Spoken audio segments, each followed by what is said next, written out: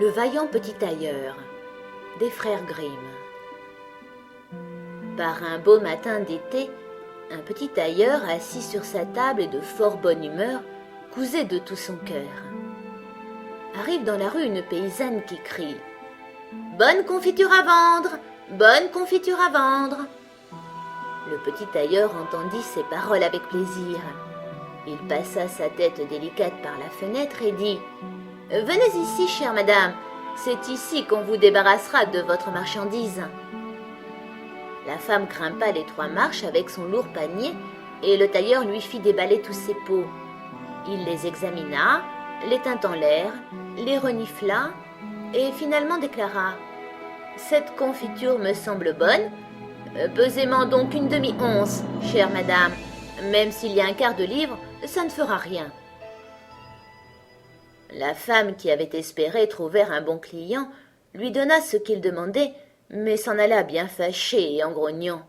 « Et maintenant, dit le petit tailleur, que Dieu bénisse cette confiture et qu'elle me donne de la force. » Il prit une miche dans le buffet, s'en coupa un grand morceau par le travers et le couvrit de confiture.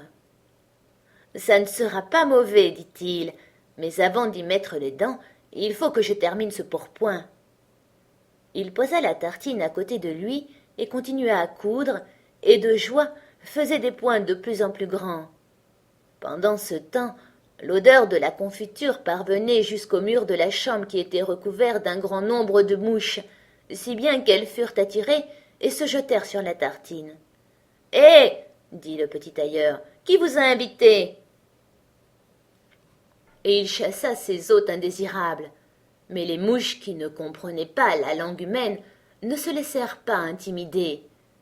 Elles revinrent plus nombreuses encore. Alors, comme on dit, le petit tailleur sentit la moutarde lui monter au nez. Il attrapa un torchon, et je vais vous en donner, moi, de la confiture, leur en donna un grand coup.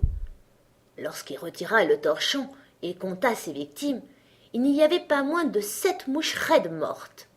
« Tu es un fameux gaillard, » se dit-il en admirant sa vaillance. « Il faut que toute la ville le sache. » Et tout en hâte, il se tailla une ceinture, la cousit et broda dessus en grandes lettres « 7 d'un coup ». Et quoi, la ville, c'est le monde entier qui doit savoir ça. Et son cœur battait de joie comme une queue d'agneau. Le tailleur s'attacha la ceinture autour du corps et s'apprêta à partir dans le monde, pensant que son atelier était trop petit pour son courage. Avant de quitter la maison, il chercha autour de lui ce qu'il pourrait emporter. Il ne trouva qu'un fromage et le mit dans sa poche. Devant la porte, il remarqua un oiseau qui s'était pris dans les broussailles. Il lui fit rejoindre le fromage. Après quoi, il partit vaillamment, et comme il était léger et agile, il ne ressentit aucune fatigue. Le chemin le conduisit sur une montagne, et lorsqu'il en eut escaladé le plus haut sommet, il vit un géant qui regardait tranquillement le paysage. Le petit tailleur s'approcha bravement de lui et l'apostropha. « Bonjour, camarade. Alors tu es assis là et tu admires le vaste monde ? C'est justement là que je vais pour y faire mes preuves. Ça te dirait de venir avec moi ?» Le géant examina le tailleur d'un air méprisant et dit « Gredin, triste individu !»« Tu crois ça ?» répondit le tailleur en dégrafant son manteau et en montrant sa ceinture au géant. « Regarde là quel homme je suis !» Le géant lut « 7 d'un coup », s'imagina qu'il s'agissait là d'hommes que le tailleur avait tués et commença à avoir un peu de respect pour le petit homme. Mais il voulait d'abord l'éprouver. Il prit une pierre dans sa main et la serra si fort qu'il en coula de l'eau. « Fais-en autant, dit-il, si tu as de la force. »« C'est tout ?» demanda le petit tailleur. « Un jeu d'enfant. » Il plongea la main dans sa poche, en sortit le fromage et le pressa si fort qu'il en coula du jus. « Hein ?» dit-il, « c'était un peu mieux. » Le géant ne savait que dire. Il n'arrivait pas à croire le petit homme. Il prit une pierre et la lança si haut qu'on ne pouvait presque plus la voir. « Alors, avorton, fais-en autant. »« Bien lancé, » dit le tailleur. « Mais la pierre est retombée par terre. Je vais t'en lancer une qui ne reviendra pas. » Il prit l'oiseau dans sa poche et le lança en l'air. Heureux d'être libre, l'oiseau monta vers le ciel et ne revint pas. « Que dis-tu de ça, camarade » demanda le tailleur. « Tu sais lancer, dit le géant, mais on va voir maintenant si tu es capable de porter une charge normale. » Il conduisit le petit tailleur auprès d'un énorme chêne qui était tombé par terre et dit « Si tu es assez fort, aide-moi à sortir cet arbre de la forêt. »« Volontiers, » répondit le petit homme. « Prends le tronc sur ton épaule, je porterai les branches et la ramure, c'est ça le plus lourd. » Le géant prit le tronc sur son épaule. Le tailleur s'assit sur une branche, et le géant, qui ne pouvait se retourner, dut porter l'arbre entier avec le tailleur par-dessus le marché. Celui-ci était tout joyeux et d'excellente humeur. Il sifflait la chanson « Trois tailleurs chevauchés hors de la ville », comme si le fait de porter cet arbre eût été un jeu d'enfant. Lorsque le géant eut porté l'arbre pendant quelque temps, il n'en pouvait plus et il s'écria « Écoute, il faut que je le laisse tomber. » Le tailleur sauta en vitesse au bas de sa branche et dit au géant « Tu es si grand et tu ne peux même pas porter l'arbre ?» Ensemble ils poursuivirent leur chemin. Comme ils passaient sous un cerisier, le géant attrapa le faîte de l'arbre d'où pendaient les fruits les plus mûrs, le mit dans la main du tailleur et l'invita à manger. Le tailleur était bien trop faible pour retenir l'arbre, et lorsque le géant le lâcha, il se détendit, et le petit homme fut expédié dans les airs. Quand il fut retombé sur terre sans dommage, le géant lui dit « Que signifie cela? Tu n'as même pas la force de retenir ce petit bâton ?»« Ce n'est pas la force qui me manque, » répondit le tailleur. « Tu t'imagines que c'est ça qui ferait peur à celui qui en a tué 7 d'un coup? J'ai sauté par-dessus l'arbre parce qu'il y a des chasseurs qui tirent dans les taillis. Saute toi aussi si tu le peux. » Le géant essaya, n'y parvint pas, et resta pendu dans les branches de sorte que cette fois encore, ce fut le tailleur qui gagna. Le géant lui dit « Si tu es si vaillant, viens dans notre caverne pour y passer la nuit avec nous. » Le petit tailleur accepta et l'accompagna. Lorsqu'ils arrivèrent dans la grotte, les autres géants étaient assis autour du feu, et chacun d'entre eux tenait à la main un monstrueux rôti auquel il mordait. Le petit tailleur regarda autour de lui et pensa « C'est bien plus grand ici que dans mon atelier. » Le géant lui indiqua un lit et lui dit de s'y coucher et d'y dormir. Mais le lit était trop grand pour le petit tailleur. Il ne s'y coucha pas, mais s'allongea dans un coin. Quand il fut minuit et que le géant pensa que le tailleur dormait profondément, il prit une barre de fer et d'un seul coup brisa le lit, croyant avoir donné le coup de grâce au rase-motte. Au matin, les géants s'en allèrent dans la forêt. Ils avaient complètement oublié le tailleur. Et le voilà qui s'avançait tout joyeux et plein de témérité. Les géants prirent peur, craignirent qu'il ne les tuât tous et s'enfuirent en toute hâte. Le petit tailleur poursuivit son chemin au hasard. Après avoir longtemps voyagé, il arriva dans la cour d'un palais royal, et comme il était fatigué, il se coucha et s'endormit. Pendant qu'il était là, des gens s'approchèrent qui lurent sur sa ceinture 7 d'un coup. « Eh, dirent-ils, que vient faire ce foudre de guerre dans notre paix? Ce doit être un puissant seigneur. » Ils allèrent le dire au roi, pensant que si la guerre éclatait, ce serait là un homme utile et important, qu'il ne fallait laisser repartir à aucun prix.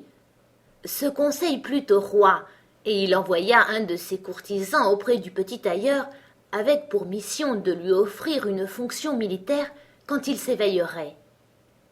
Le messager resta planté près du dormeur, attendit qu'il remuât les membres, et ouvrit les yeux, et lui présenta sa requête. « C'est justement pour cela que je suis ici, » répondit-il. « Je suis prêt à entrer au service du roi. » Il fut reçu avec tous les honneurs, et on mit à sa disposition une demeure particulière. Les gens de guerre ne voyaient cependant pas le petit tailleur d'un bon œil. Ils le souhaitaient à 1000 lieues. « Qu'est-ce que ça va donner, disaient-ils entre eux, si nous nous prenons de querelle avec lui et qu'il frappe? Il y en aura 7 à chaque fois qui tomberont. Aucun de nous ne se tirera d'affaire. » Ils décidèrent donc de rentrer tous auprès du roi et demandèrent à quitter son service. « Nous ne sommes pas faits, dirent-ils, pour rester à côté d'un homme qui en abat 7 d'un coup. » Le roi était triste de perdre à cause d'un seul ses meilleurs serviteurs. Il aurait souhaité ne l'avoir jamais vu et aurait bien voulu qu'il repartît.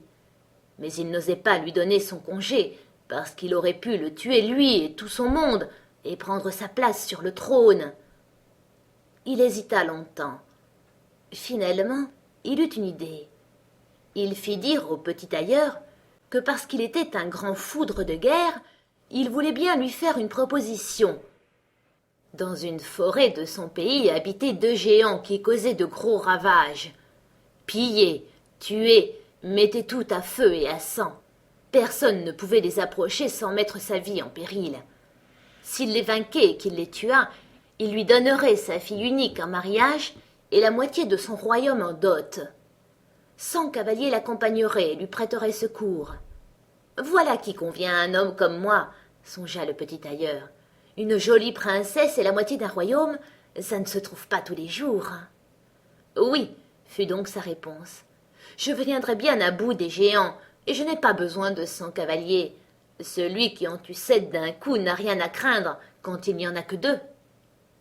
Le petit tailleur prit la route, et les 100 cavaliers le suivaient.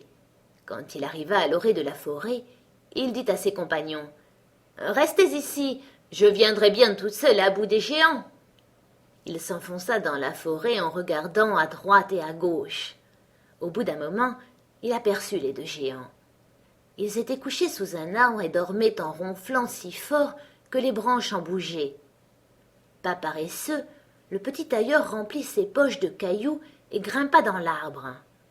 Quand il fut à mi-hauteur, il se glissa le long d'une branche jusqu'à se trouver exactement au-dessus des dormeurs et fit tomber sur la poitrine de l'un des géants une pierre après l'autre. Longtemps, le géant ne sentit rien.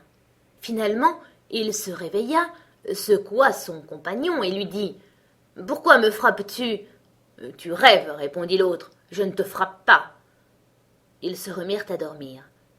Alors le petit tailleur jeta un caillou sur le second des géants. « Qu'est-ce que c'est » cria-t-il. « Pourquoi me frappes-tu » ?»« Je ne te frappe pas, » répondit le premier en grognant. Ils se querellèrent un instant, mais comme ils étaient fatigués, ils cessèrent et se rendormirent. Le petit tailleur recommença son jeu, choisit une grosse pierre et la lança avec force sur la poitrine du premier géant. « C'est trop fort !» s'écria celui-ci.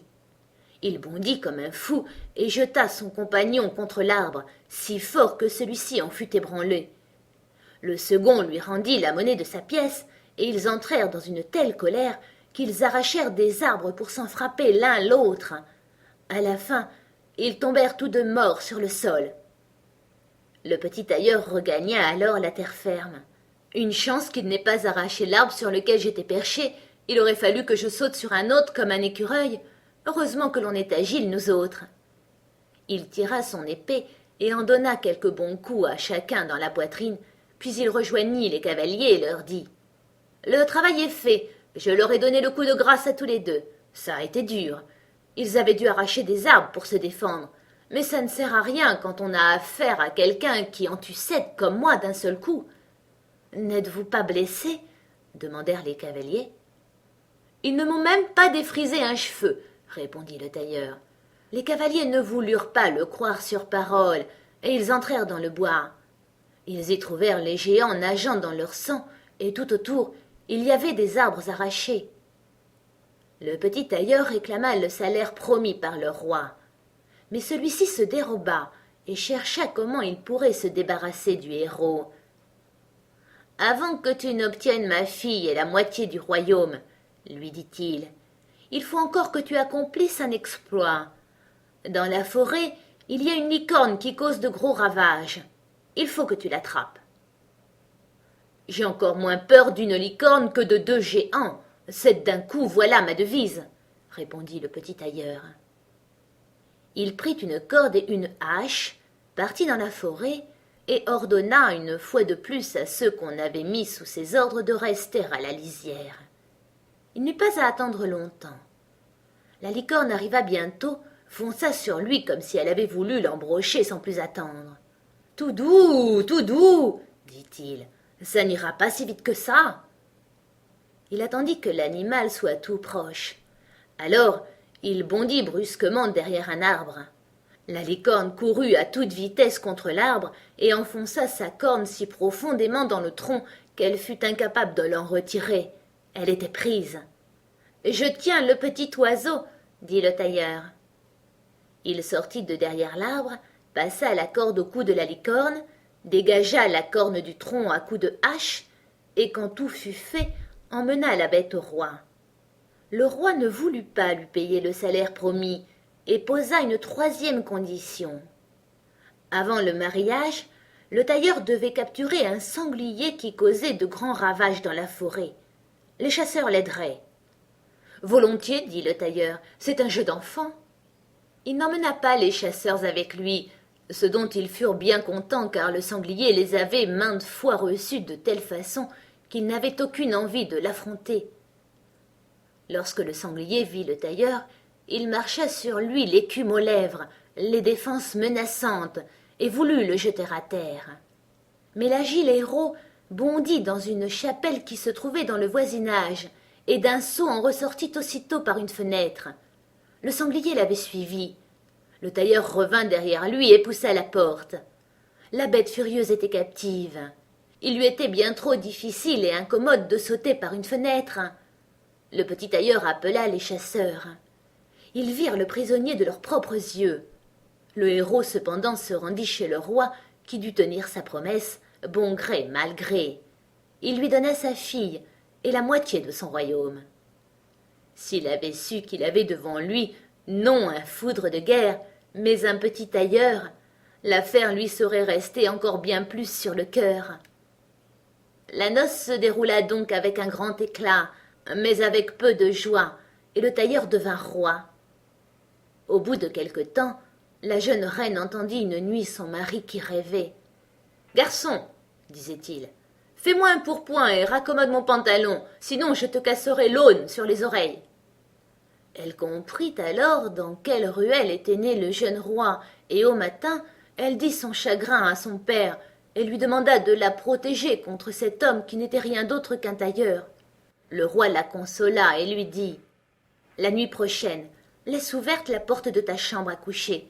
Quand il sera endormi, mes serviteurs qui se trouveront dehors entreront, le ligoteront et le porteront sur un bateau qui l'emmènera dans le vaste monde. » Cela plut à la fille, mais l'écuyer du roi, qui avait tout entendu, était dévoué au jeune seigneur et alla lui conter toute l'affaire. « Je vais leur couper l'herbe sous les pieds, » dit le petit tailleur. Le soir, il se coucha avec sa femme à l'heure habituelle. Quand elle le crut endormi, elle se leva, ouvrit la porte et se recoucha. Le petit tailleur, qui faisait semblant de dormir, se mit à crier très fort. « Garçon, fais-moi un pourpoint et raccommode mon pantalon, sinon je te casse l'aune sur les oreilles. J'en ai abattu 7 d'un coup, j'ai tué 2 géants, capturé une licorne et pris un sanglier, et je devrais avoir peur de ceux qui se trouvent dehors devant la chambre. » Lorsque ceux-ci entendirent ces paroles, ils furent saisis d'une grande peur. Ils s'enfuirent comme s'ils avaient eu le diable aux trousses, et personne ne voulut plus se mesurer à lui. Et c'est ainsi que le petit tailleur resta roi le reste de sa vie durant.